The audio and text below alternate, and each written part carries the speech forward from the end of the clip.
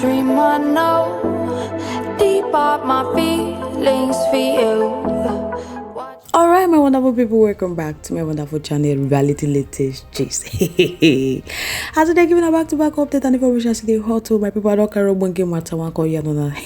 My people, the APC and PDP don't clash at a election tribunal over dismissal of motion. No be smart, no. Another bonge matter we do online while go yanona after I don't finish the first one. Now, be say Obaseki don't call slam Okpebholo over purchase of generators. He talk say Okpebholo cluelessness and lack of capacity has engulfed EBS. If you know, hey, my people, the matter tie about. But before I go, y'all the mentor, I would like welcome those who they join us on today. Wonderful news for the first time. I thank you now where you guys can proceed to subscribe, like, comment, share, but don't forget to turn notification bell to get notified whenever we drop a video. To all our returning subscribers and viewers, thank you so much for joining us. Hi, my people, make we y'all the mentor. My people, the 2024 Edo State Governorship Election Petition Tribunal witnessed a sharp disagreement on Wednesday as the All Progressive Congress urged the tribunal to dismiss the petition that was filed by the People Democratic Party challenging the victory of Governor Okpebholo. My people, a small begin. The APC Council, Ferdinand Obi San, urged during a pre-hearing section in Benin City that the PDP's petition was incompetent, claiming it was not filed in accordance with legal provisions. So he asserted that the tribunal lacks jurisdictions to entertain the matter, citing grounds for dismissal outlined in a motion dated 30th November and supported by a 7-paragraph affidavit. Hey, my people, una trust PDP now. So now in PDP's response, the council, Ken Mozai San, countered the APC argument, urging the tribunal to disregard the dismissal motion. Mozai stated that petitioners had filed a reply and counter affidavit opposing the motion. So the tribunal chairman, Justice Wilfred Boche, reserved a ruling on the motion until the final judgment day. So he say he don't hear the argument from both councils, including the APC call for a ruling on their motion to dismiss the petition.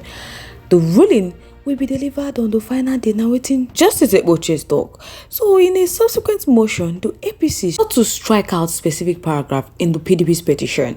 Obi argued that the tribunal should address the motion before proceeding with the main petition. However, PDP council opposed the application, describing it as lacking merit and urging the tribunal to dismiss it. Throughout the matter being now, Justice Wilfred Boche reiterated that all preliminary motions would be ruled upon alongside the final judgment. Earlier, the PDP filed for motion seeking to expunge various paragraphs from the reply submitted by the Independent National Electoral Commission, the APC and Okpebholo to their petition. So the tribunal adjourned proceeding to Saturday for the parties to file a common proposal to guide subsequent hearings. So my people, this development set the stage for further legal maneuvers ahead of the substantive hearing into the PDP's challenge to Okpebholo's declaration as the winner of the 21st September election. My people, INEC had declared Okpebholo the winner, polling 291,667 votes to defeat Dr. Okpebholo, the PDP candidate, who gained 247,274 votes, and the Labour Party Olumide Apata, who scored 22,763 votes. So PDP said that election no go well at all because I didn't miss the win on normal ground for congratulate Okpebholo, but that election, they know how the election take place. They win and ask Okpebholo, but later APC do their own mago can carry the rightful mandate go give Okpebholo. It makes so many parties can't go file petitions against that outcome of that election because they don't understand it. Now APC they talk say may they dismiss the petition that was filed by PDP because PDP no get right to challenge the outcome because their mandate no belong to them. That Edo people rightfully gave that mandate to Okpebholo. So my people go like make una chook mark for this matter, make una tell me what you think. Your opinion, your thoughts in our comment section. Once again, thank you so much for staying to us. Moving on to the next one. My people, Governor Obaseki don't slam Okpebholo over purchase of generator. So speaking via a statement by his media advisor, Cruz Onosaki, to Governor Review say while he was in power, that he had connected EBS to the 95 megawatts Osioma power plant, and he provided 2 standby generators, including a brand new 500 kVA and additional 200 kVA generator. So He went ahead to reveal that despite the station power situation, that Okpebholo went ahead on to deliver 2 additional generators. So basically wonder why a facility already powered 24 hours by Osyomo and backed by 2 standby generators would need extra generators. Waiting they want use and do. My promise so well. The statement partly read that the current interrogation in Edo State, whereby clueless and lack of capacity of Governor-elect Okpebholo has continued to spread like wildfire across all sectors of Edo State, and he has now engulfed the Edo Broadcasting Service (EBS), which was recently revived by the immediate past governor, Mr. Godwin. So the incumbent government, they say the incompetency, primitive management method, and lack of foresight has begun to erode the progress made in the process of upgrading the state media assets into a world-class facility that is well equipped with the tools and manpower to favorably compete with other media outfits globally.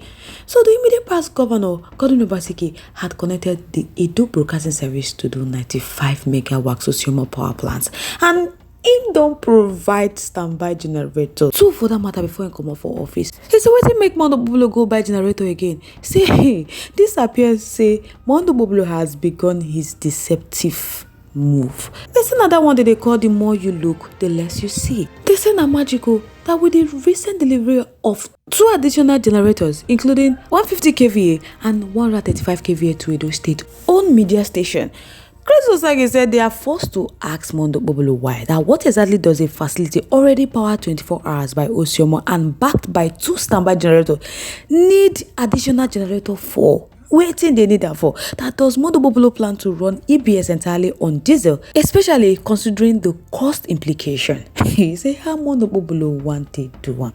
That from where does he intend to generate the cash flow to sustain this costly operation? How? That at what point does he plan to replace this generator again, since they are being run around the clock? So I ask, is it not an unnecessary waste of limited state resources that could otherwise be deployed to more impactful projects and programs? Hey, now it is on record that while Obaseki was in process of transforming and repositioning the broadcast media house, that he grew the media asset to a point where they no longer depend on government revenue or subvention for their functionality and operation. Rather, EBS was in fact remitting revenue into Edo State accounts on monthly or quarterly basis. So these facts are verifiable. So again, in don't ask Okpebholo that is EBS still self-sufficient, or in don't return them to a state of dependency on government subvention? That has Okpebholo been able to sustain the momentum of growth that allowed the state to remit monthly generated revenue to the state government?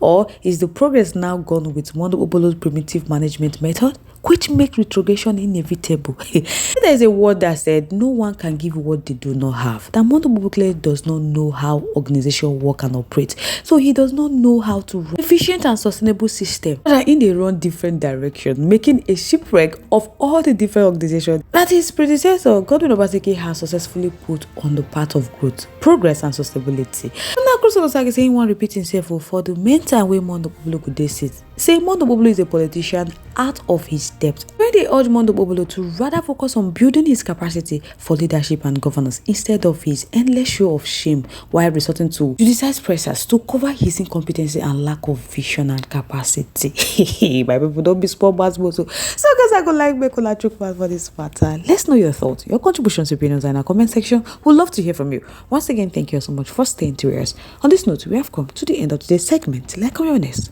Bye for now.